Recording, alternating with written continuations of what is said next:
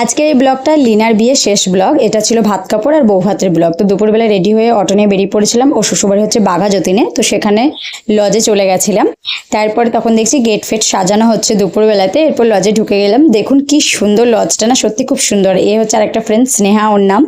তো তারপরে এখানে ফটোশ্যুট এসব হচ্ছিল, গোলাপ দিচ্ছিল একে অপরকে, সেই সমস্ত কিছু হচ্ছিল। আর ওকে দেখুন কি সুন্দর লাগছে না, পুরো পুতুল পুতুল লাগছে। আমি তোকে বলছিলাম যে তোকে পুরো পুতুল পুতুল লাগছে।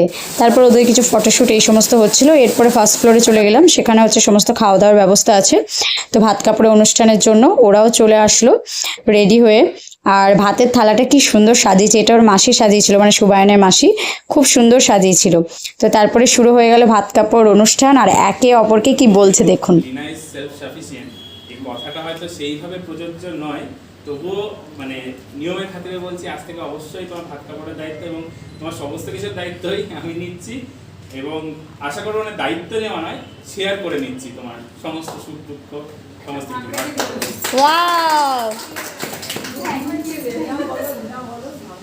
ছাড়ানোর এবং রাত্রেবেলা প্রপার ঠিকঠাক একটা হেলদি লাইফস্টাইল যেন লিড করে, রাত্রেবেলা ঠিকঠাক ঘুমোয়, এই সমস্ত কিছু দেখার এবং বাবাকে সকল পরিবারকে দিয়ে ভালোভাবে থাকার দায়িত্ব নিলাম। বাহ জিও। এই ইয়ারিং সেটটা সুবায়নকে গিফট করেছে, খুব সুন্দর ছিল। ও মা গো, থ্যাংক ইউ লিনা।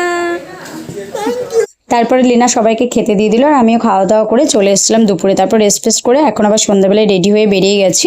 তারপর ওখানে গিয়ে একটু দাঁড়িয়েছিলাম আমার বড়মশাইয়ের জন্য, কিন্তু বড়মশাই বললেন একটু লেট হবে, সেই জন্য আমি ভেতরে ঢুকে গেলাম। তারপর সবার সাথে একটু কথা টথা বলছিলাম, সবাই তো প্রায় চেনাই। তো তারপরে মোটামুটি সবাই চলে এসছে, আর এরা তো সবাই আমার চেনাশোনার মধ্যে, কারণ আমরা সব একসাথেই শুটিংয়ে কাজ করেছি।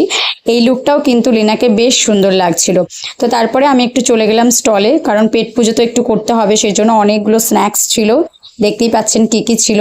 তারপর আরো খানিকক্ষণ ছিলাম, তারপর ডিনারের টাইম হয়ে গেছে, এখন চলে এসেছি সবাই মিলে ডিনার করতে। আর এই যে আমার বড়মশাই কি কি কথা বলছে একবার দেখুন। তারপরে তো বাড়ি চলে গেছিলাম।